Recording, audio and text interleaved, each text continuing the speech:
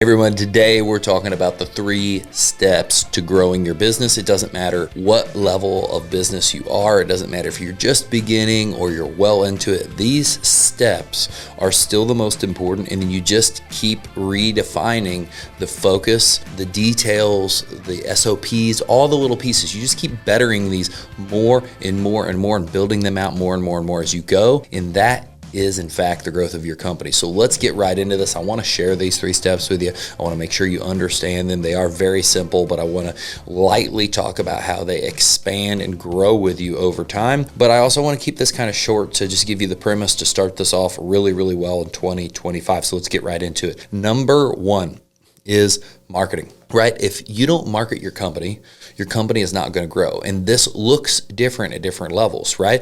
Like you might just be starting out and you might only be knocking on doors and living off of referrals and building your company in that manner. And maybe your company's grown a long time off of referrals in a very similar structure, but it's grown slower, and maybe that's what you want. But no matter what, there's going to be different levels to this, right? Like there's going to be the way we push those referrals in the beginning and then how that builds out over time to continue getting a little more and a little more over time. Most likely, though, the type of people I speak to want to grow their company quicker, and then they realize that referrals alone aren't enough to feed the machine, and so then they start getting into other things, and that's where the marketing needs to develop over time into figuring out how much do we want to budget into these different categories. What does that marketing calendar look like? Well, how much of revenue are we putting towards marketing? So it is getting developed over time with a little bit more and a little bit more and a little bit more of a plan. And really all I've seen with other companies that are smaller or larger and much larger have, either less developed and less planning or more planning as you go. And it's not really because they're just so good at putting in hours and hours and hours of planning. You have years and years and years of this compounding. Oh man, we could have done that better. And then so you stack, or the layers of the onion kind of get stacked up over time as the company grows, and you get a little bit better and a little bit better and a little bit better. And then the crude door hangers maybe knocking on some doors or just by word of mouth in the very beginning becomes this systematic thing over time that after a little more time, then you're starting to quantify what's the most profitable routes, and then all of a sudden you're spending even more on those, and now you're getting a marketing calendar and you're starting to define a little bit of a budget based off of your revenue and so on and so forth. And this just grows and grows and grows. And I think one of the points that I want to say is, since these 3 points are what's going to grow your business, you should never feel like you're not good enough or you could be doing so much more in one of these points. You could be doing so much more in anything. Someone is always better than you. That's awesome. That should be an exciting thing because it means there's tons of room to grow and develop. But the most important thing is that you're just growing and developing. So spending time learning about marketing, reading anything about marketing, educating yourself about marketing, figuring out how to make content like what I'm making right now, figuring out how to get in front of people and build the brand and build the image. These are all things that you're going to want to invest time into, because this is one of the 3 spokes of the wheel that is massively, massively influential on the growth of your company. So marketing's number 1. Let's get right into number 2, sales. It's obvious, right? We have to find the work and then we have to sell the work. And this is something that is huge. Here again, it develops, right? Your speed at the beginning is maybe pretty good because you don't have much going on, but if you don't refine your systems early on to get quick at doing estimates, all of a sudden you can get backlogged to where it takes forever to get estimates from you. And so in growing your company, sales is going to be very important, but then systematically increasing the speed at which you're able to handle these things. So 1, this might be a system so you're able to do estimates quicker. 2, then this might be someone in the office to answer the phone, because when you get a phone call, answering that quickly is huge. We beat out a lot of people just for the fact that we answer the phone and we have it answered midday within a short time from when we get the call a lot of times. And some people are waiting, they're having to leave a voicemail, and then the owner, since they're so strapped for time, isn't calling back until the end of the day when they're done with everything, or maybe not even the next day. And then in that time window, they've already lost a lot of opportunity right there. So getting that quicker and simplifying that process is going to be huge.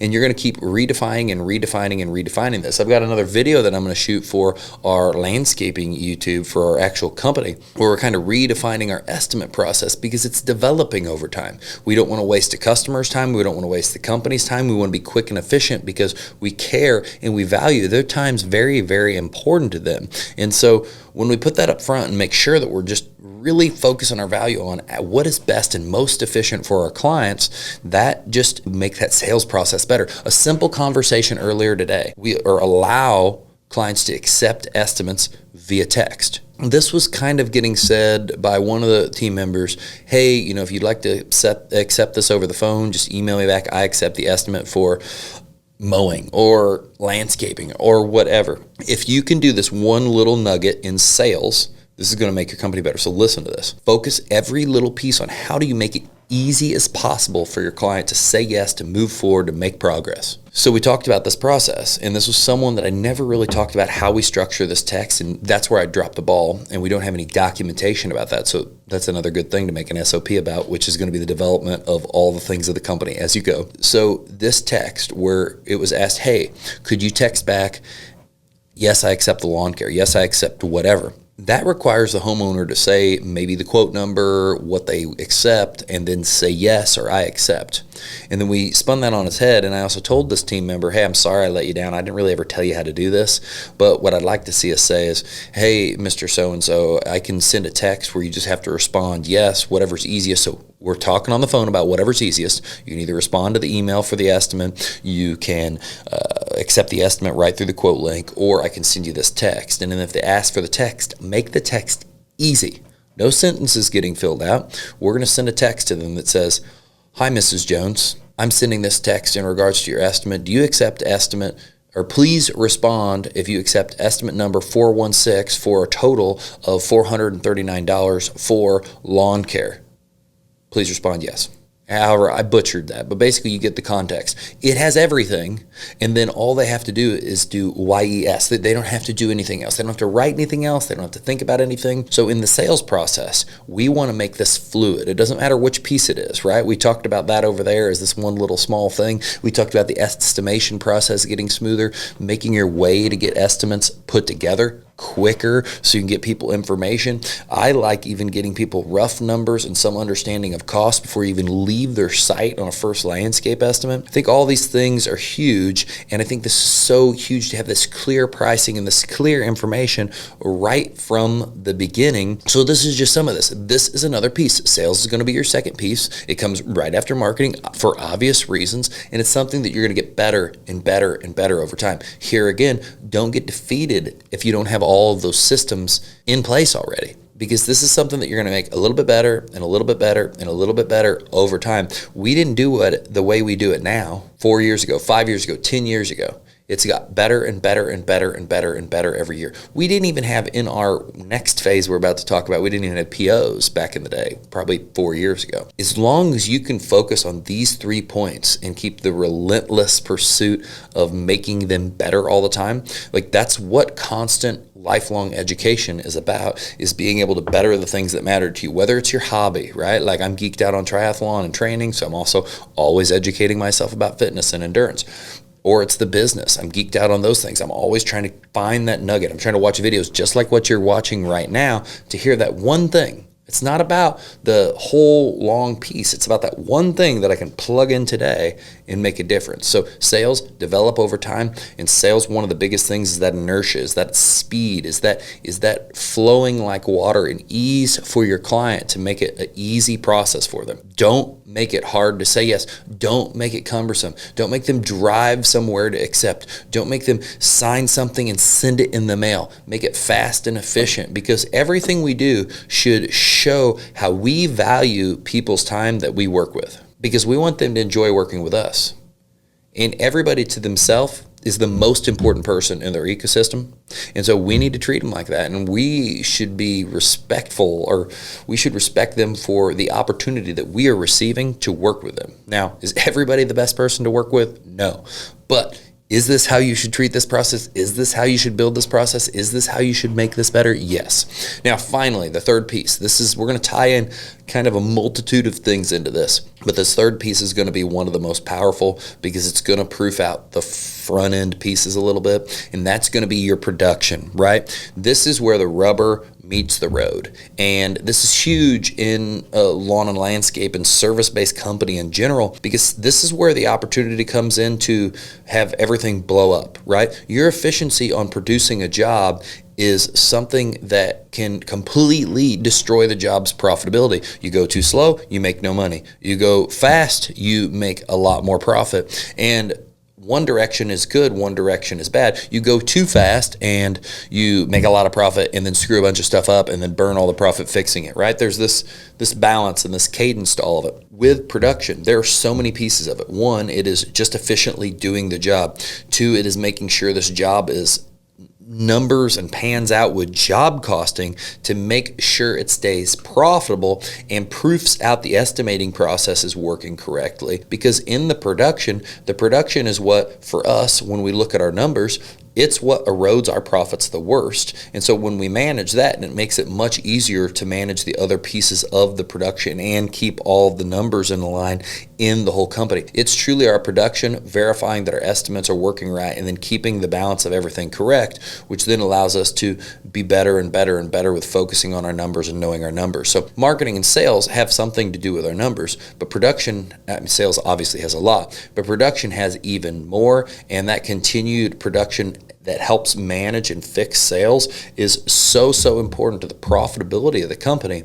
And I believe in that production line is the constant pursuit of financially running your company better, which is like an aspect to me of production, and all of the finances are involved with everything. So you have to run a lean machine that is, not just full of fat, and the fat can come from all areas. There can be fat in any of these. There can be fat in marketing. There can be fat in sales. There can be fat in production. In this production, we're also going to create the profits that do the things that allow you to buy better equipment, to invest in better people, and allow us to really hit and win and make the company we want to make. And so I've just said a bunch of things there. If I can give you just a few actionable things with production, it's one, to get an understanding of what stuff costs, the time it takes to do, and some understanding of that, so your estimating just gets better and better, right? And with this, I would say that you kind of watch your teams, and you get like some of Jim Houston's books where it has standard rates and times allowed for certain services. So you kind of educate yourself better and better and better on these things. I learned just from the schools of hard knocks, and we're still editing those. You're going to edit these forever and tweak these. So I would do that. Even in the most basic way, start job costing jobs. That means that whatever we bid for material and whatever we bid for labor comes out close, or we win. So you can kind of understand this. That's the compass of your company. Don't wait for the profit and loss, which is basically the autopsy report, to see if you did okay that month or not. Try to know job by job by job by job so you can fix problems. And finally, in this whole piece goes culture, people, being happy, and really staying on top of things. Make sure that you have a review process in place, and you're caring about your team's goals and their ambitions, and you're managing that culture so you can have the best chance possible to have the highest production and the most well-running machine, well-oiled machine. And that takes all of these pieces. I've jumped over all kinds of different little pieces right there. I didn't just say one. I said culture. I said make sure you're job costing. I said all these little pieces all the way to from the beginning to end, and all of them become important. And here again, we didn't just do this all at once. It took time after time after time. Our job costing process now, where we stay on top of every job, is so much different. It took us years. It took us 6 years to get, 7 years, maybe 8 years to get in the process of job costing every single job, even though I knew it was so important. So if you could start that even sooner, even if it's a basic version of that would be huge. And the piece about just getting the standard time allocations, and that's probably, I guess I didn't get it through Jim Houston's books, but I found information in kind of like standard labor rates and times, not the price per hour that mattered, but allocated like, hey, this should take 4 hours, this should take 3 hours, and then so you get these standard times to kind of base out some of this and understand if you're doing good or if you're not. This also helps in the sales and estimation process. These are all pieces that you're going to build and build and build over time that are ultimately going to add to the success of your company. And these three pieces are what grows your company. So here again, marketing gets the work, gets people to know about you.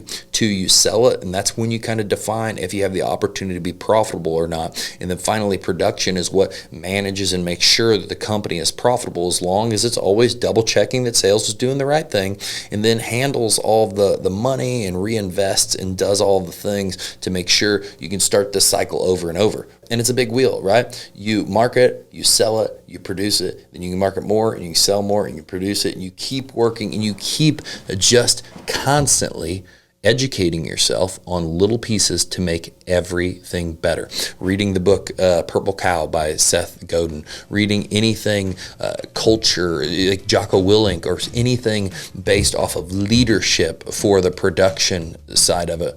I think I said Seth Godin was marketing. Sales, Grant Cardone, or anybody or sales oriented, just to try to get more of a sales mind. And maybe you hate Grant Cardone. A lot of people do. There's a million other people that can talk to you about Zig Ziglar, all these different things, all these different people you can read on to get you better in each point. So get out there, fucking learn, and use these 3 points and evolve them year on year on year on year on year. It's up to you, and if you drop the ball on you, there's no one else to pick it up.